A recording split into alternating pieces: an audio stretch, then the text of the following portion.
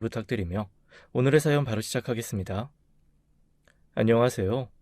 저는 이제 홍기가 꽉 찬 나이에 있는 여성이에요. 저는 평범한 사람 중에서도 특히 평범한 여성이랍니다. 학교 다닐 때 특별히 두각을 나타낸 분야도 없었어요. 공부에는 큰 취미를 붙이지는 못했고요. 그렇다고 사고나 치고 다니는 문제아는 아니었어요. 그저 있는 듯 없는 듯한 그런 사람이었답니다. 그래서 친구들도 저를 잘 기억 못했어요. 가만히 있어보자. 네 이름이 잘 기억이 안 난다. 내가 요즘 이래. 건망증이 좀 심하다니까. 나 이미경. 너 양원경 맞지? 네 바로 뒷자리에 앉았었잖아. 내가 도시락 김치통을 엎질러서 네 옷에 온통 묻은 적도 있었고. 친구를 길거리에서 오랜만에 만났고 저는 친구를 한눈에 알아볼 수 있었죠.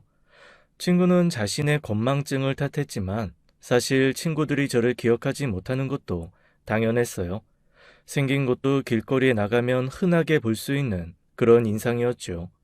친구들이 학창 시절에 대해서 한참 얘기를 한 끝에 아, 그런 애가 있었지 할 정도였다니까요. 수능 시험 성적도 변변치 않게 나와서 대학 입학도 포기하고 그나마 제 능력에 맞는 기업에 입사해서 한 번도 이직 없이 다니고 있는 중이에요. 월급도 많지 않은 회사였지만 제 능력에서 이 이상을 바라는 것도 무리라는 생각에서 지루하지만 한 회사에 계속 다니고 있는 것이랍니다. 엄마는 제 나이가 20대 중반이 넘어가면서부터 제 결혼 문제에 대해서 걱정이 많으셨죠. 회사에서 너 좋다고 하는 사람 없니? 그리고 넌 친구들 모임도 없는 거야? 그저 집하고 회사만 시계추처럼 왔다 갔다 하면 사람 만날 기회가 줄어들지 않니? 그럼 차라리 회사에서 남자를 만나야 결혼을 할 텐데. 그것도 아닌 것 같으니 나는 걱정이 많이 되는구나. 엄마의 걱정도 역시 당연한 것이 제게 크게 내세울 만한 것이 없었기 때문이었어요. 인물이 잘났냐 하면 그것도 아니고 집에 한 재산이 있어서 친정이 든든한 집도 아니었거든요. 게다가 아버지는 제가 고등학교 때 돌아가셨답니다.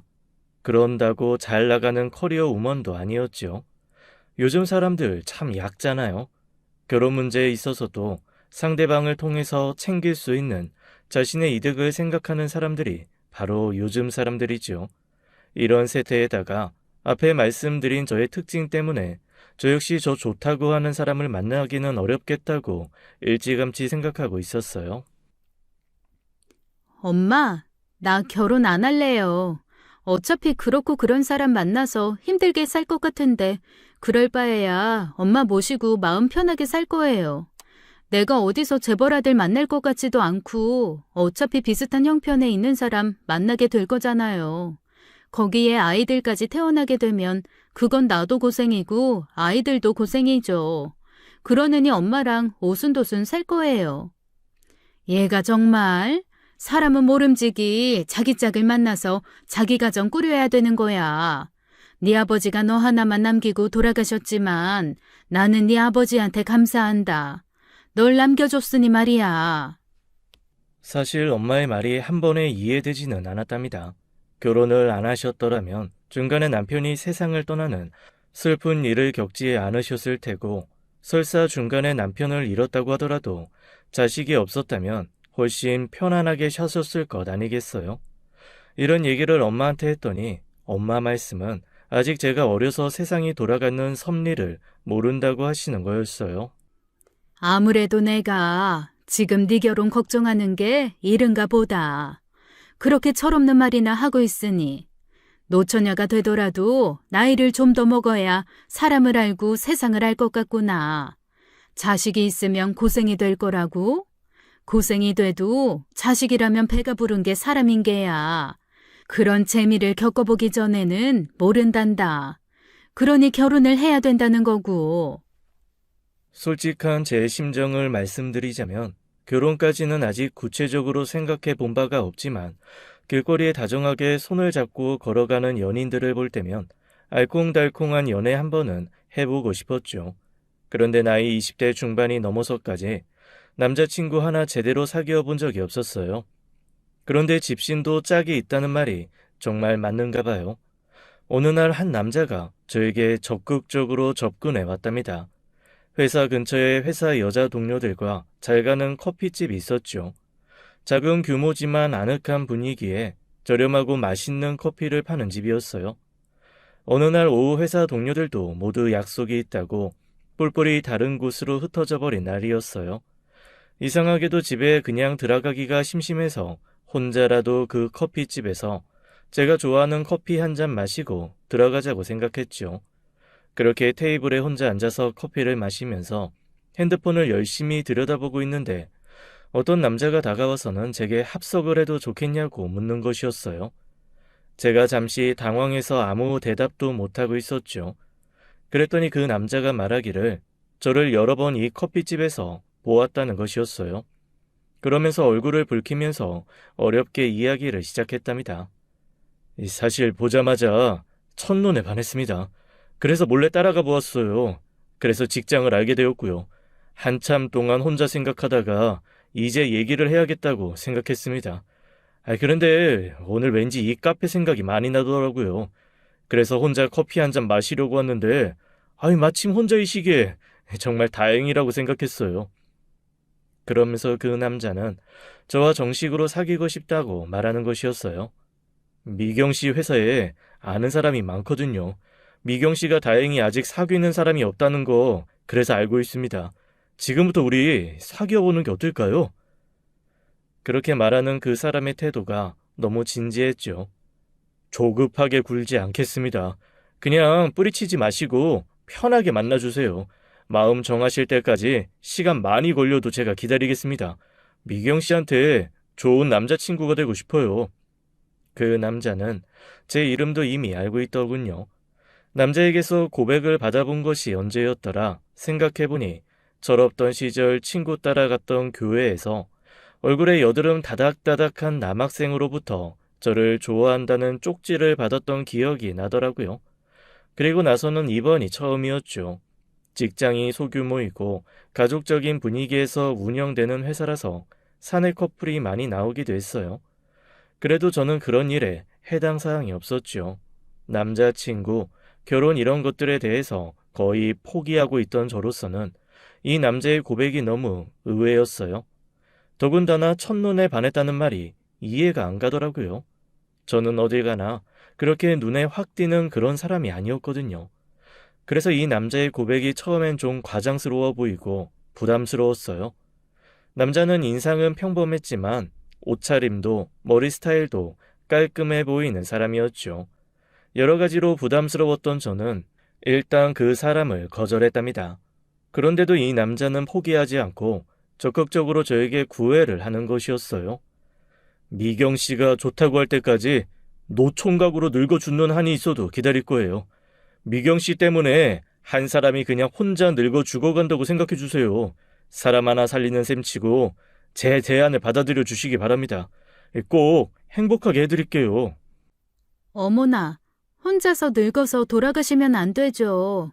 그러니까 저 말고 딴 사람 찾아보세요. 전 왠지 좀 부담스러워서요. 결혼 생각이 없었거든요. 홀어머니 모시고 혼자 살 생각을 했기 때문이에요. 제가 시집 가고 나면 엄마 혼자 남으실 걱정도 크고 해서요. 제가 외동이거든요. 그 홀어머니 제가 같이 보살피면 안 될까요? 홀어머니시니까 더 빨리 결혼을 서두르셔야겠네요. 당신이 혼자 사셨기 때문에 다른 좋은 사람 만나서 잘 살기 바라실 거예요. 저를 믿어주시고 제발 긍정적으로 생각을 해주세요. 이 남자가 쉽게 물러설 기색이 아니더라고요. 퇴근 시간 무렵이면 회사 앞에서 진을 치고 기다리기도 했죠. 이렇게까지 나오니까 제 마음이 조금씩 움직이기 시작했어요.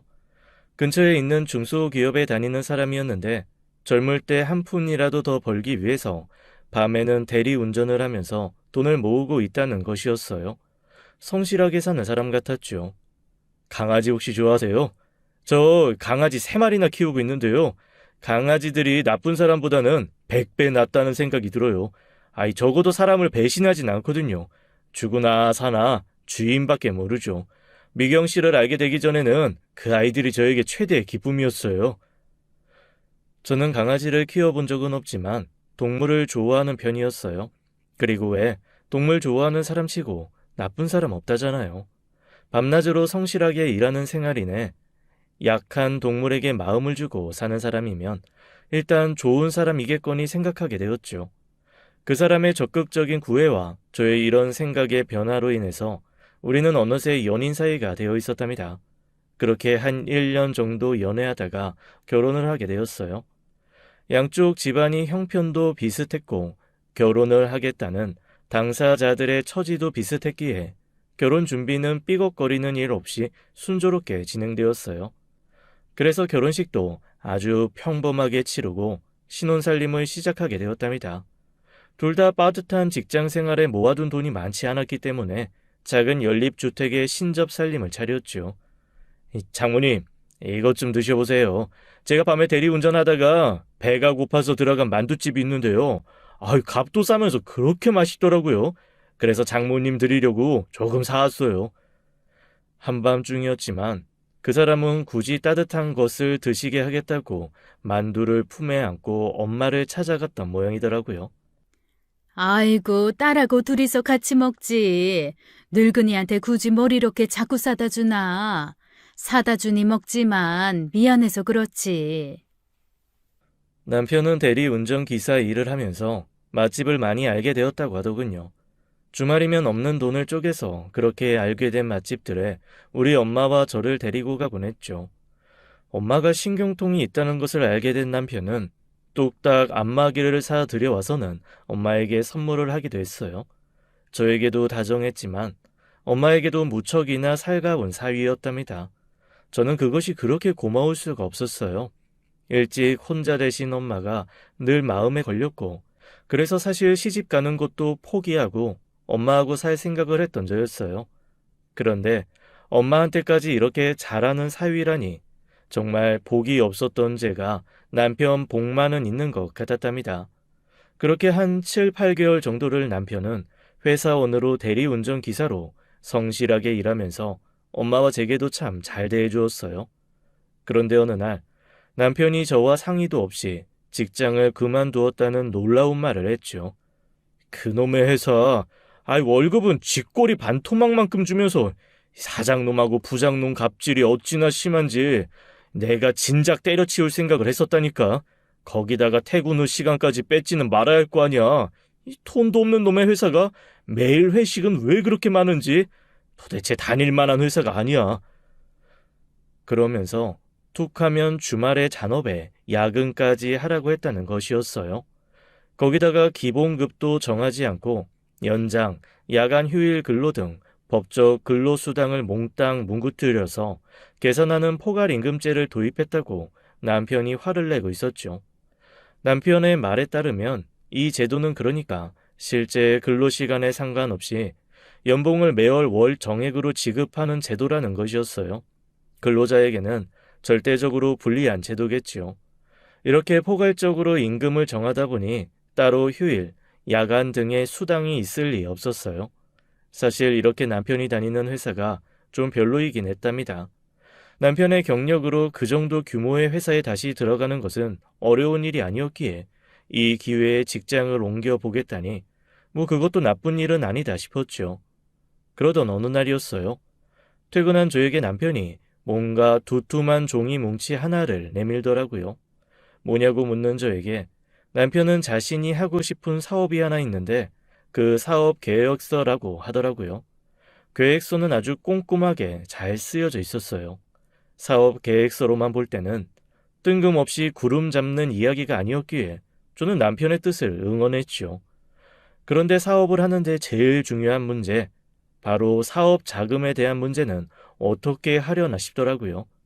남편이나 저나 저축한 것은 모두 신혼집 마련에 쏟아넣은 상태였어요. 그렇다고 양쪽 집안 중에 잘 사는 집이 있어서 도와줄 만한 상황도 아니었고요. 사업자금 문제는 어떻게 해결됐어요? 어디서 투자 유치라도 받은 거예요? 당신이나 나나 가진 돈도 없잖아요.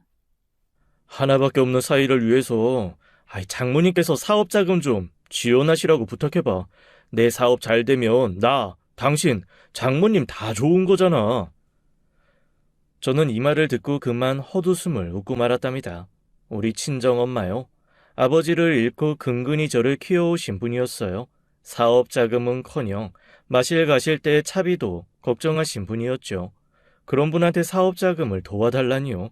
살고 있는 집이랑 가재 도구를 다 팔아도 남편이 말하는 사업 자금 마련은 불가능한 일이었죠.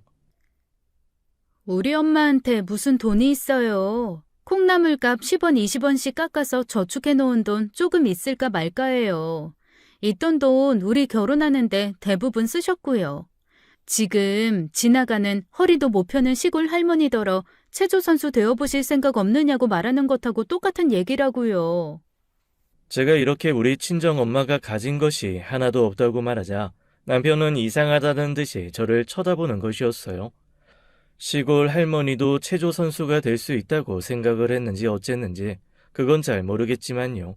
그런데 생각만 하면 뭘 하나요? 그런 일은 애초에 불가능한 것이니 말이에요.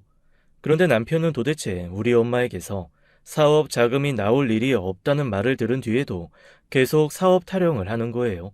사업병이 제대로 걸렸더라고요. 그놈의 사업 소리를 잠꼬대로까지 하더라니까요. 잠꼬대 아니라 거적을 깔고 석고대죄를 한다고 해서 없는 돈이 어디서 떨어지나요? 그러면서 혼잣말로 투덜거리는 말이 연봉이 적었기 때문에 대출을 받을 수 있는 대로 다 받아도 그 자금을 마련하기 어렵다는 것이었어요. 저 들으라고 하는 말 같은데 글쎄 100번 들으면 뭘 하냐고요. 수중에 가진 돈이라곤 당장 한 달 살아갈 돈밖에 없는데 말이에요. 결국 대출도 많이 받을 수 없었고 어디서도 돈이 나올 길 없었던 남편의 그 사업은 일단 포기하는 것으로 이야기가 되었답니다. 그리고는 직장을 구한다면서 계속 집에 있는 것이었어요. 그러던 어느 주말 제가 친정집에 놀러 가기로 되어 있었죠. 남편에게는 저 혼자 다녀오겠으니 하루 혼자서 편히 쉬라고 했어요. 밥이며 반찬거리는 마련해 두었으니 꺼내 먹기만 하면 되도록 해놓았죠. 그런데 남편이 혼자서 하루 종일 뭘 하냐며 굳이 저를 따라 나서더라고요. 평상시 우리 엄마가 사근한 예쁜 사이로 알게 계시니 뭐 데리고 가는 것도 나쁘지 않겠다 싶어서 남편과 함께 친정 나들이에 나섰죠. 가보니 친정에 엄마 친구분이 와 계시더라고요. 이 친구분은 저도 잘 아는 분이었어요. 그러니까 몇 년 전 제가 남편을 만나기 전의 일이었죠. 할머니 댁에 다니러 가던 엄마가 넘어지셨는데 재수가 없으면 뒤로 넘어져도 코가 깨진다고 평지에서 넘어지셨는데도 글쎄 무릎뼈가 부러지셨던 것이었어요. 곧 입원을 하시게 되었고 골절 수술까지 하게 되면서 병원에 꽤 오래 계셨답니다. 친정 엄마는 어딜 가나 적극적으로 사람들과 어울리고 친구를 잘 만드는 분이었어요. 그때 같은 병실에 있던 분이었는데 그때부터 언니 동생 하면서 친하게 되신 분이었죠. 가만히 있어 보자. 사위님은 내가 아는 사람인 것 같은데 이런 우연이 어딨어? 병실에서 나한테 친절하게 대해주고 이것저것 말도 많이 붙여줘서 내가 이 사람 때문에 병실 생활이 그다지 지루하지 않았었지. 나 모르겠나? 미경 엄마, 내가 왜 그런 청년이 있었다고 말했었지? 사위님이 바로 그런 청년이라우. 죄송하지만 저는 전혀 기억이 없는데요. 아마도 사람을 잘못 보신 것 같습니다. 엄마의 친구분은 계속 자신은 한번 사람을 보면 잊어버리는 일이 없는 사람이라고 하면서 그 청년이 맞다고 했지만 남편은 끝까지 자신은 그 사람이 아니라고 하는 거예요. 친구 되시는 분은 처음 뵙는 분이라고 하면서요. 하도 엄마 친구가 그 청년이 맞다고 주장하시니까 결국 남편의 목소리 톤이 약간 올라가는 것 같았어요. 자기는 절대 그 사람이 아니라고 짜증 섞인 목소리를 내는 것이었죠.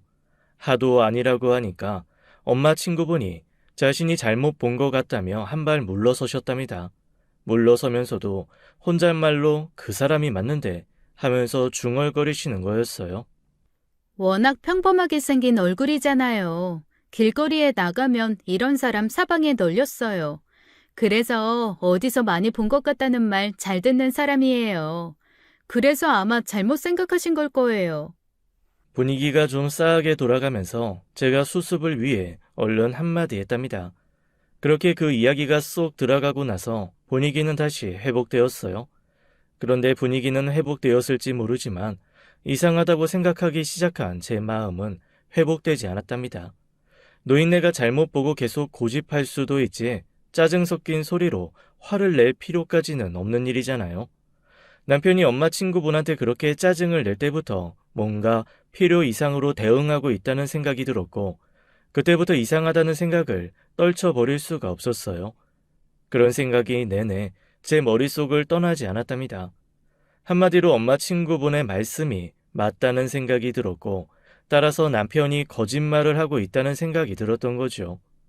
그런데 계속 남편이 그 청년이 맞다며 주장하시던 엄마 친구분이 자신이 분위기를 깼다고 생각하셔서인지 급히 가봐야겠다고 일어서시는 것이었어요. 그렇게 해서 친정집에는 우리 세 식구만 남게 되었죠.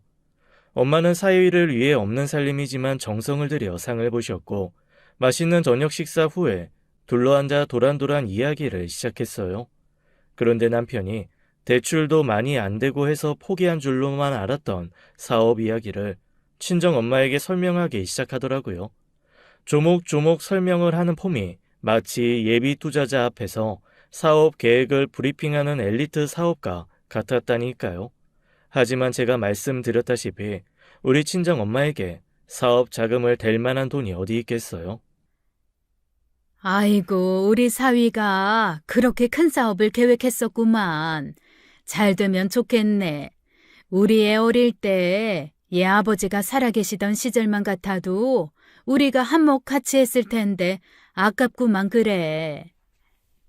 어릴 때 아버지가 손을 대시고 계시던 건축업이 잠시 잘 돼서 돈을 좀 만졌다는 얘기는 들은 적이 있었어요. 그렇지만 그거야 뒷산 호랑이 담배 심부름 해주던 시절의 이야기고 지금 아무 도움이 안 되는 얘기잖아요. 그런데 여자의 직감, 그것에 또 발동이 걸린 것이었죠. 그렇게나 열의를 다해 설명하는 남편을 보면서 이 얘기를 하려고 굳이 나를 따라 나섰구나 하고 거의 반사적으로 느끼게 되었답니다. 거기다가 다음 날부터 남편의 태도를 보고 거의 직감이 틀림없다는 생각을 굳히게 되었어요. 내가 소야? 반찬 부스러기하고는 콩나물하고 두부가 당신 주식이지?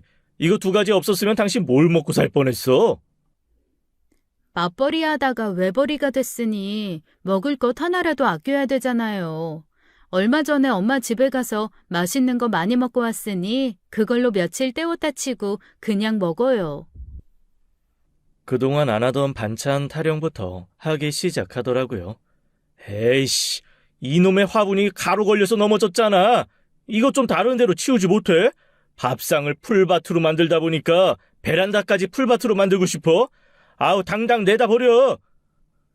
남편이 말도 안 되는 일로 화를 내는 일이 부쩍 늘고 있었어요.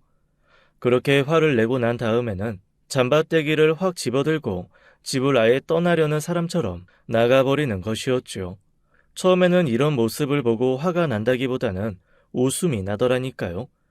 그런데 듣기 좋은 노래가락도 한두 번이라고 계속 이런 일이 쌓이게 되니까 저도 짜증이 나기 시작했어요. 상을 드릴 때마다 하는 잔소리에 반찬 그릇을 들어 면상에 날려버리고 싶더라니까요. 그리고 제가 소중히 돌보는 화분을 발로 차는 걸 보고는 정말 화가 많이 나서 드디어 큰 소리를 내는 싸움으로 이어지게 되었죠. 저도 이제 화가 날 만큼 나 있는 상태였어요. 일은 구하지 않고 집구석에 들어 앉아서 별 시시껄렁한 일에 온 신경을 집중하고 있는 것 같았다니까요. 그러던 중 친정 엄마가 평상시에 안부 전화 겸해서 제게 전화를 하셨어요. 예, 지난번 봤던 내 병실 친구 있잖니? 그 친구가 사람을 잘못 보고 착각하는 바람에 혹시 무슨 오해라도 생겼나 걱정하더라. 내 친구가 괜히 쓸데없는 얘기를 해서 네 남편이 좀 짜증스러워 하니까 니들이 그것 때문에 싸울까 봐 걱정을 했던가 봐. 그때 왜 제가 남편이 거짓말을 하고 있는 것 같은 느낌을 받았다고 했었잖아요. 그 느낌이 기억나면서 저는 친정엄마에게 친구분이 보았다는 그 남자에 대해서 이것저것 물어보았어요. 글쎄, 내 친구 기억으론 그 청년이 나에 대해서 이것저것 묻고 다니더란다. 그런데 나이 들수록 기억력도 떨어지는 것 아니겠니? 내 친구도 아마 그래서 사람을 잘못 봤을 거야. 저는 굳이 왜 그 청년이 그렇게 엄마에 대해서 자세히 묻고 다녔는지 짐작 가는 바가 있냐며 엄마를 다그치다시피 물었지요. 친정 엄마가 갑자기 우물쭈물 하시더라고요. 제가 계속 묻자 친정 엄마가 간신히 대답을 해주셨죠. 그게 말이다. 그게 굳이 그러려고 그래서 그런 건 아니고, 내가 또 병이 도진 거였어. 여러분께 우리 엄마의 고질병 하나를 설명드려야겠네요. 엄마는 성격도 다정다감하시고 모든 일을 긍정적으로 생각하시는 남들이 보기에 성격이 참 좋다고 할 만한 분이셨어요. 그래서 어딜 가나 사람들도 쉽게 사귀시는 분이었죠. 그런데 딱 한 가지 병을 가지고 계셨답니다. 그것은 바로 엄마의 도저히 못 말릴 허풍기였어요. 그때 병원에서도 엄마의 그 버릇이 유감없이 발휘되었던 것이었죠. 병원에서 엄마는 파주에 땅이 몇천 평이라는 둥, 아산에도 땅이 있다는 둥, 김포에는 상가가 있는데 가게세로 수백을 받는다는 둥 허풍을 떨었다는 것이었어요. 이런 일은 이전에도 자주 일어나곤 했답니다. 우리 애 아빠가 죽음에서 남긴 건물이 서울 어디에 있는데 사실 있는 척하고 싶지 않아서 지금 이 동네에서 이렇게 살고 있다는 허풍까지 떠신 분이었어요. 그때도 제게 엄마에게 불같이 화를 냈었죠. 그리고 이번에도 역시 엄마 땅도 건물도 아닌데 왜 엄마 것처럼 말했냐고 화를 낼 수밖에 없었어요. 그렇게 친정 엄마와 통화가 끝나고 저는 곰곰이 생각해 보았답니다. 남편이 말한 친정 엄마에게 사업 자금을 부탁해 보라는 말이 영상에서 과거를 회상할 때 나오는 소리처럼 어울렁더울렁 귀에 맴돌았지요. 그러면서 결국은 저를 부자 엄마의 딸로 알고 일부러 접근한 것이 아닌가 하는 결론에 도달했어요. 친정 엄마에게 돈이 없다는 것을 안 후부터의 행동거지하며 모든 것이 제 의심에 들어맞는다 싶었죠. 그날 저녁 남편이 어디서 그렇게 술을 많이 마셨는지 온 동네가 떠나갈 것 같은 술 냄새를 풍기면서 귀가했어요. 그런 남편을 붙잡고 다시 물어보았죠. 정말 그때 그 병원에 있었던 것 아니냐면서 슬쩍 떠보았답니다. 그랬더니 필요 이상으로 또 화를 내더라고요. 도대체 몇 번을 더 말해야 알아들어? 귀 먹었어? 그런 병원엔 근처에도 가본 적 없다니까. 이건 도대체 성격머리까지 못돼 먹어가지고는 사람을 왜 이렇게 들볶는 거야? 아니면 됐지 왜 멀쩡한 제 성격까지 들먹이면서 화를 내는지 이 반응으로 남편이 더 이상하다는 생각을 하게 되었답니다. 알았어요. 아니면 됐지. 지난번부터 왜 이렇게 화를 내고 그래요? 알았어요, 알았어. 하도 화를 내기에 제가 슬그머니 꼬리를 내리는 척하고 말았죠. 남편은 그렇게 백수로 뒹굴거리고 있었고 저 한 사람 버는 돈으로 도 씻고 간신히 입에 풀칠을 하고 있던 중 시어머니의 생신을 맞게 되었어요. 참, 우리 시어머니에 대해서도 드릴 말씀이 좀 있죠. 우리 시어머니로 말할 것 같으면 술을 섬으로 드시는 분이었답니다. 돈이 없으면 외상으로까지 술을 사셔서 하루도 빠짐없이 술 타령을 하고 계셨어요. 아유, 아주머니, 이제 외상 안 돼요. 지금까지 밀린 외상값만 하더라도 너무 많잖아요. 다 술값이라고요.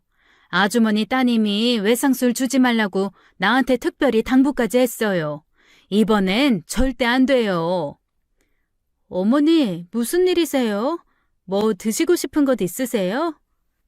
며느님이신 모양이구만. 웬만하면 시어머니 술 좀 그만 드시라고 말씀 좀 잘 드려요. 거기다가 툭 하면 외상하시고 안 갚으시니 우리도 이제 곤란해. 아가, 내가 오늘은 딱 한 병만 마시고 안 마시련다. 네가 대신 계산 좀 해다오. 시댁에 가다가 동네 입구에 있는 슈퍼에서 슈퍼 주인과 시어머니가 아웅다웅 하는 것을 제가 본 적이 있었어요. 술을 사드려야 하나 말아야 하나 잠시 갈등했지만 시어머니가 하도 간절하게 말씀을 하시는 바람에 결국 소주 2병을 사드린 적도 있었어요. 한번 시작하셨다 하면 완전히 꽐라가 될 때까지 술을 드시는 분이었죠. 알코올 의존증으로 신우가 입원을 시킨 적도 있었다지요. 그래도 시어머니의 그 알코올 중독증은 고쳐지지 않았던 것 같았어요. 저는 술이라면 입에도 못 대는 사람이었기에 시댁에 갈 때마다 반드시 술과 함께하는 밥자리가 부담스럽곤 했었어요. 이번 생신에도 더욱 시댁으로 가는 발길이 무겁더라고요. 그 술 냄새 풀풀 풍기는 자리가 싫기도 했지만 우선 남편과의 사이가 그다지 좋지 못한 상황에서 시댁 방문이 그다지 반가울 리 없었죠. 생일상에도 평상시와 다를 바 없이 술병이 잔뜩 올라와 있더군요. 시어머니는 원샷으로 캬 하고 첫 잔을 시작하신 후 거의 원샷으로만 술을 들이키시는 것이었어요. 곧 술이 떨어졌죠. 시어머니가 술을 더 가져오라고 하셨고 집에 술이 더 없다는 것을 알고 남편이 술을 사러 나갔어요. 자리에 저와 시누이 그리고 시어머니만 남게 되었죠. 그때 갑자기 그 병원 이야기가 뇌리를 스쳤어요. 그래서 그냥 지나가는 말로 엄마가 입원하셨을 때를 떠올리면서 그때쯤 병원에 내원하시거나 입원하신 적이 있느냐고 여쭤보았어요. 그랬더니 시어머니가 오히려 저를 이상하게 쳐다보시더라고요. 그걸 어떻게 알았냐고 하시면서요. 바로 우리 엄마가 무릎을 다쳐 입원하셨을 때쯤 마침 시어머니도 술을 마시고 귀가하다가 넘어지셔서 갈비뼈가 부러지는 부상을 당하셨다고 하시더라고요. 그래서 병원에 꽤 오래 입원을 하셨었다고 했어요. 그런데 술을 많이 드신 탓인지 그 무슨 병원이더라 하시면서 병원 이름까지는 기억이 안 나는 모양이셨어요. 엄마는 세란병원이잖아요. 거기가 뼈 잘 보는 병원이라고 소문난 데잖아요, 왜? 저는 그 얘기를 듣고 정말 깜짝 놀랐답니다. 왜냐하면 우리 엄마가 입원하셨던 병원도 세란병원이었기 때문이었어요. 그 시기를 다시 물어본 결과 입원 시기는 정확하게 우리 엄마가 무릎 골절 수술 때문에 입원했던 시기와 겹친다는 것을 알게 되었죠. 남편이 그 병원에 가본 적도 없다는 말은 거짓말이라는 것이 탄로나는 순간이었죠. 그때 혹시 형님만 병원에 계셨었어요? 이 사람은 직장일이다 뭐다 해서 병원에서 어머니 간병을 못했었던 거 아니고요? 아니야. 나도 아이들 있고 살림이 있는데 전적으로 붙어 있을 수가 없었지. 그때 마침 동생이 회사를 옮긴다고 잠시 쉬고 있던 때여서 거의 동생이 가 있었어. 그런데 올케, 그건 왜 물어? 말하자면 제가 확인 사살을 한 것이었죠. 확인을 위해서 혹시나 남편이 어머니 병간호에 신경을 쓰지 못했냐고 물어본 것이었어요. 그랬더니 웬걸요? 남편이 주로 어머니 병상에 붙어 있었다는 것이었죠. 그날 제가 집에 돌아갔을 때 우리 집 풍경은 그야말로 살벌했죠. 대판 싸움이 벌어졌어요. 왜 거짓말을 하냐며 시누이와 시어머니의 말을 근거로 제시하자 남편은 갑자기 화가 나는 듯 얼굴이 붉어지더니 말하는 것이었어요. 아이씨, 정말 재수가 없으려니까 말이야. 야, 장모 이야기 듣고 돈이 많은 집인 줄 알았더니 이게 뭐야? 완전히 개털이잖아. 하긴 내 팔자에 마누라 덕 좀 보려던 게 잘못이지. 야, 이거 사기 결혼이야. 사기 결혼. 참 황당하기 이를 데 없었어요. 결혼이 무슨 사람을 돈으로 계산하는 돈거래인가요? 자기가 생각하는 돈이 없다고 해서 사기 결혼이라뇨. 돈이 많다고 착각을 해서 자신이 먼저 접근한 것에 대해서 잘못된 것이라는 생각이 없어 보였답니다. 속으로 이 인간, 썩을 대로 썩은 인간이다 싶었어요. 이후로 우리 집에는 겨울 시베리아 북풍보다 차가운 기운이 맴돌았어요. 우리 부부는 냉전에 돌입하면서 상대방을 거의 투명 인간 취급하면서 살았죠. 그런데 그렇게 우리 부부 사이에 차가운 기운이 맴돌던 어느 날 친정 엄마와 통화를 하다가 엄마가 어딘가 편찮으시다는 것을 알게 되었어요. 요즘 들어 배가 왜 이렇게 아픈지 모르겠다. 소화도 잘 안 되고. 제일 걱정되는 게 얼굴에 황달기가 너무 많아. 왜 우리 동네 박 씨도 황달기 때문에 병원 갔다가 간경화라고 했고 금방 세상 뜨지 않았니? 소화가 안 되는 것이나 복통 같은 증상이야 느낄 수 있어 쳐도 황달기라는 말에는 저도 놀라지 않을 수 없었어요. 한달음에 친정으로 달려가 엄마를 모시고 일단 동네 병원으로 갔지요. 동네 병원 의사는 한참을 이것저것 꼼꼼하게 물어보더니 큰 병원으로 가보라는 것이었어요. 정말 황망했답니다. 어떤 진단이 나오기 전이었지만 큰 병원으로 가보라는 말 자체가 너무나 불안했어요. 그 길로 대학병원에 예약을 하고 날짜가 되어서 이 검사 저 검사 받아보았답니다. 그러고 나서 정말 세상이 무너지는 것 같은 말을 듣게 되었죠. 췌장암이라는 것이었어요. 췌장암과 담도암은 암 중에서도 손을 쓰기가 특히 어려운 암이라잖아요. 병원 측의 권유에 따라 엄마는 즉시 병원에 입원하셨답니다. 입원비, 항암 치료비 등등 해서 꽤 많은 돈이 들어갔어요. 저와 엄마가 저축했던 돈을 다 털어넣었고 일부 빚까지 지게 되었답니다. 자고로 내가 췌장암에 걸려서 살아났다는 사람 얘기는 들어본 적이 없어. 뻔히 안 될 일 가지고 왜 돈을 허공에 뿌리는지 몰라. 차라리 건물 옥상에서 5만 원권을 아래로 날리지 그래? 그러면 차라리 좋은 일이라도 하는 거 아니냐? 남편은 심지어 엄마의 암 치료에 대해서까지 이렇게 이죽거리더군요. 병원 복도에서 남들이 보든 말든 대판 말싸움이 벌어졌어요. 방금 한 말에 대해서 정식으로 사과해요. 아무리 냉전 중이라도 그렇지 사람이 아프다는데 그렇게밖에 반응 못하는 당신이 정말 불쌍하기까지 하네요. 나랑 우리 엄마한테 얼른 사과해요. 내가 뭐 틀린 말을 했어야지 사과를 하든가 말든가 하지. 자고로 췌장암에는 장사가 없어요. 젊은 사람들도 턱턱 죽어 넘어가는 병이라고. 그런데 노인네 췌장암에 걸렸다고 그렇게 있는 돈 다 끌었으면 나중에 살아남은 젊은 사람도 어쩌란 말이야. 제 손이 남편의 얼굴을 향해 날아갔죠. 따기를 얻어맞은 남편이 저에게 팰 듯이 덤벼들었어요. 결국 주변 사람들이 시끄럽다고 불만을 표하고 병원 직원들이 말리고 해서 사태는 진정되었지만 제 마음은 결코 진정되지 않았답니다. 자기 입으로 분명히 돈이 많은 줄 알고 접근했다는 사람이었어요. 이런 인간하고 더 살아 무엇하겠어요. 마침 아이도 없겠다 헤어져 버리고 말자 싶었죠. 하지만 친정 엄마의 치료가 우선이었기에 이혼 얘기를 아직 공론화시키지는 않았죠. 그렇게 저한테 따귀 한 대 맞고 돌아간 남편이라는 작자는 그 이후 병문안 한 번을 안 오더라고요. 어느 날 엄마가 독한 항암 치료에 지쳐 거의 기절 가까운 수면 상태에 하루 이상 계실 것이라는 말을 들었어요.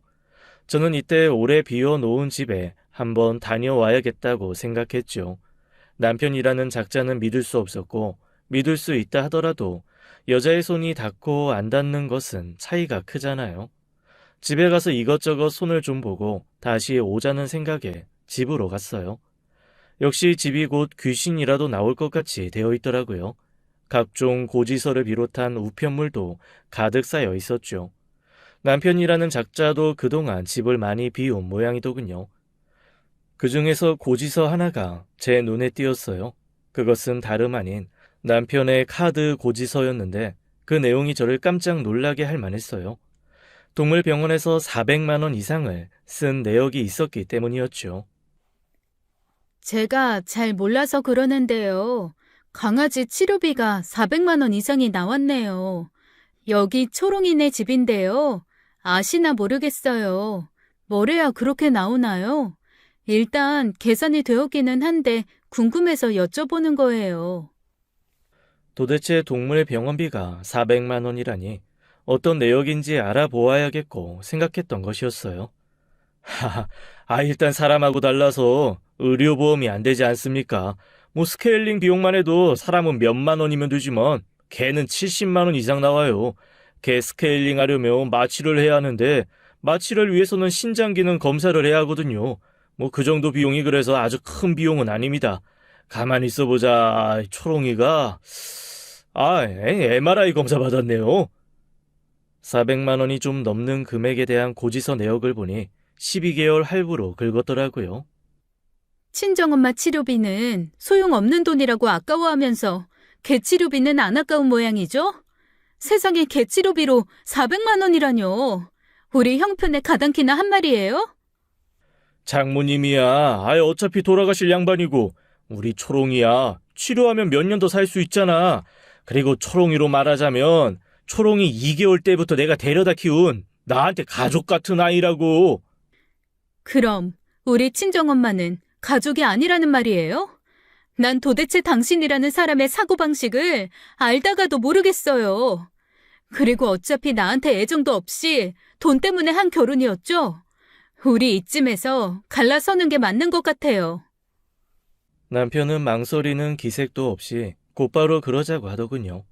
그러더니 못할 말까지 덧붙이는 것이었어요. 거지 같은 분이요. 자기 눈앞에서 꺼지라나요?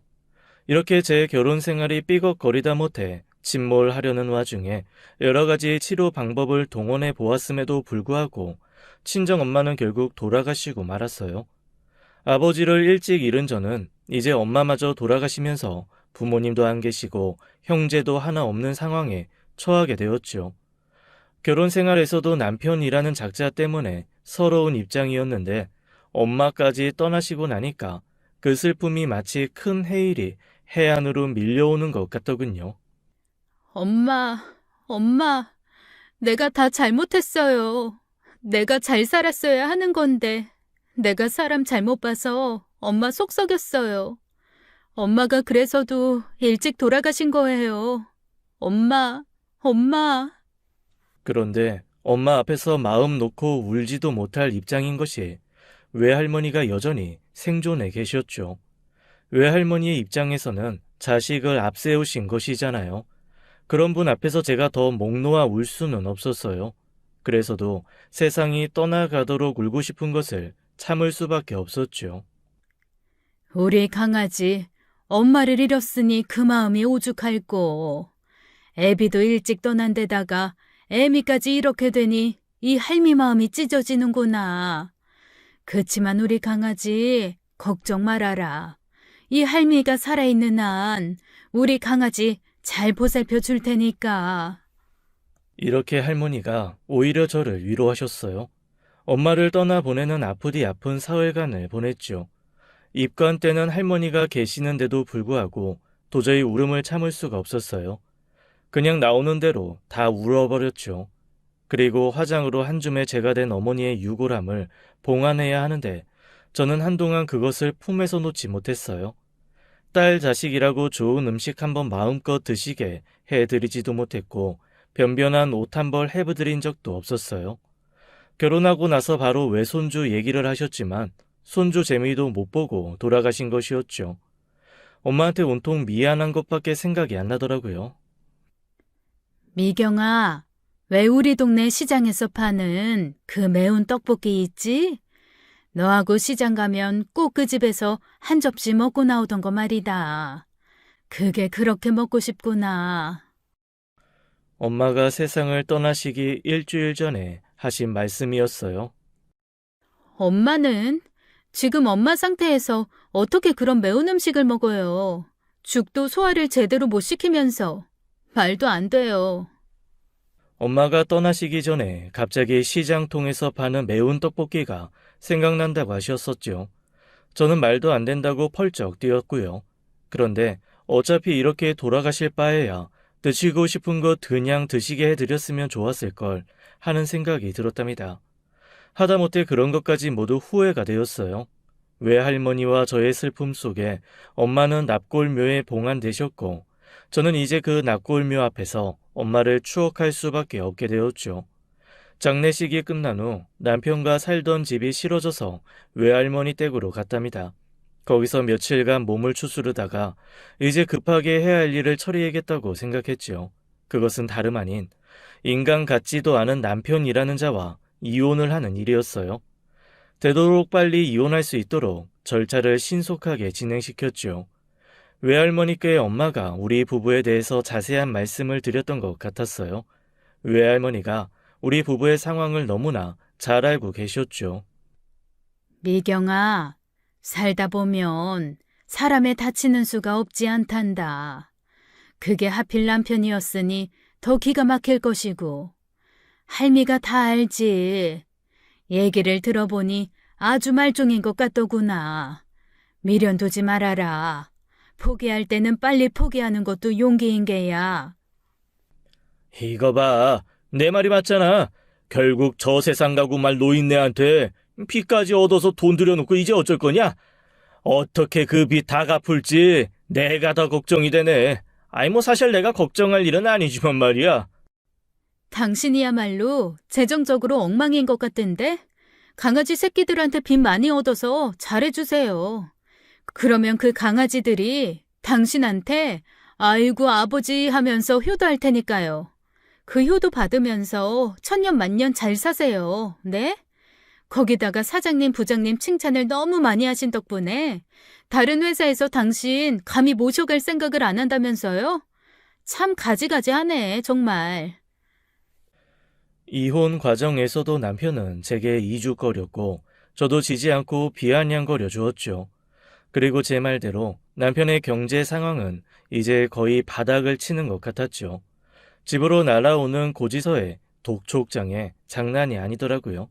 카드값 연체는 기본이고 심지어 핸드폰 요금도 연체하고 있는 것 같았어요. 어느 날은 고객의 요청에 의해 착신이 금지되어 있습니다. 라는 메시지가 남편의 핸드폰에서 들리더라고요. 핸드폰 요금을 내지 못해서 끊긴 것이었죠. 거기다가 퇴사할 때 사장과 부장 욕을 저한테뿐만 아니라 동종 업계에 있는 아는 사람들한테까지 퍼부어 놓은 상태라서 같은 업계에 취직하는 것도 힘들어 보였어요. 그동안 쌓아온 자기 경력을 자기가 단절시킨 것이었죠. 그것도 참 재주라면 재주였어요. 자기 경력을 자기가 단절시킨 대단하신 분이었으니까요. 그리고 저는 결정적으로 남편이 저에게 접근한 계기가 되어준 친정엄마의 허풍에 대한 얘기를 쐐기로 박았어요. 그 땅과 건물이 친정엄마 것은 아니었지만 당신 그거 알아요? 그 말이 전적으로 거짓말은 아니었다는 거 말이에요. 그거 다 우리 외할머니 재산이에요. 친정엄마가 말한 파주 아산의 땅, 김포의 상가, 다 할머니 거라고요. 그러니까 외할머니가 돌아가시면 우리 엄마께 될 재산이었다고요. 우리 엄마한테 다른 형제가 없으니 살아 계셨더라면 단독으로 상속받으셨겠죠. 몰랐죠? 이 말에 남편이 화들짝 놀라면서 무슨 얘기인지 매달리다시피 자세히 묻더군요. 친정엄마도 저처럼 다른 형제가 없는 외할머니의 외동딸이셨어요. 그리고 외할머니는 젊은 시절 악착같이 장사를 하시고 여기저기 투자를 하셔서 재산을 꽤 모아두고 계셨죠. 그것은 당연히 외동 자식인 우리 엄마한테 돌아오게 되어 있었던 것이었고요.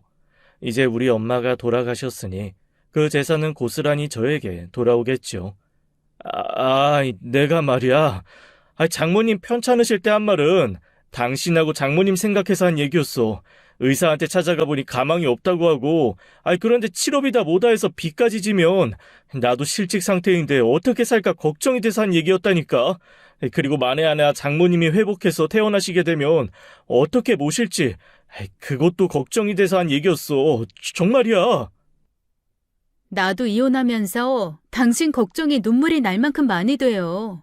이제 취직할 데도 없다고 소문이 자자하게 났으니 사업이라도 벌여야 할 텐데 또 어디 병원 찾아다니면서 우리 엄마랑 똑같은 사람 하나 찾아서 그 딸한테 접근해봐요. 뭐 쉽지는 않겠지만 당신 선수잖아요. 그러면서 저는 남편에게 마지막 말을 남기고 차갑게 돌아섰어요. 평생 거지처럼 살면서 개들을 왕자나 공주처럼 키워서 효도 많이 받아요. 아마 그 개들이 당신 죽고 나면 고기라도 해줄지 누가 알아요? 양지 바른 곳에 묻어주고 묘 옆에서 개들이 돌아가면서 심효살이라도 할 거예요, 아마. 당신 하는 꼴에다가 개들까지 키우면서 돈 들일 생각하니까 살아생전에 거지꼴 못 면할 것 같고 죽은 다음이라도 생각해 놔야죠. 죽은 다음에 효도 많이 받길 바래요. 알겠죠? 이렇게 말하고 저는 매달리는 남편을 매정하게 뿌리쳤지요. 그리고 남편이 이혼에 합의하지 않아서 결국은 재판까지 가게 되었어요. 같은 병실을 쓰셨다는 엄마 친구분의 증언, 그리고 결정적으로 시어머니가 같은 시기에 병원에 입원하고 있었던 상황, 이런 것들이 모두 돈을 보고 접근했다는 근거로 받아들여져서 남편에게 혼인관계를 지속할 수 없는 책임이 있다는 판결이 났죠. 그래서 결국 저는 남편과 이혼하는 데 성공했답니다. 저는 지금은 회사를 그만두고 할머니의 재산을 관리하는 일을 도와드리고 있어요. 할머니는 저에게 돈을 다루는 방법을 가르치고 싶어 하셨죠. 그리고 그 인간을 만나게 된 회사든 카페든 관련된 장소에는 아주 학지를 떼겠더라고요. 그래서 이혼하자마자 회사에는 사직을 청해놓은 상태였어요. 비록 겉으로는 정정하시고 씩씩하시지만 외동딸을 앞세운 할머니의 씨름을 짐작하면서 엄마가 못다한 효도까지 다 하겠다고 맹세하고 있어요. 우리 할머니 사시어봤자 얼마나 더 사시겠어요. 손녀딸 효도라도 받게 해드려야죠.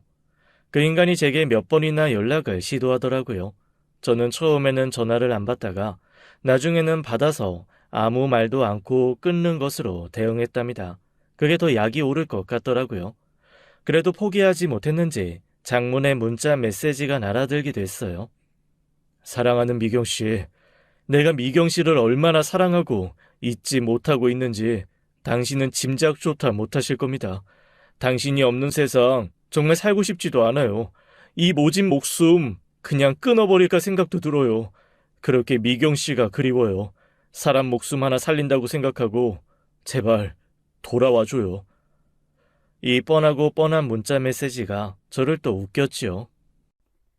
살고 싶지 않으시다니 안 사시는 게 좋겠네요. 더 사셨다가는 또 피해자를 만들 것 같아서요.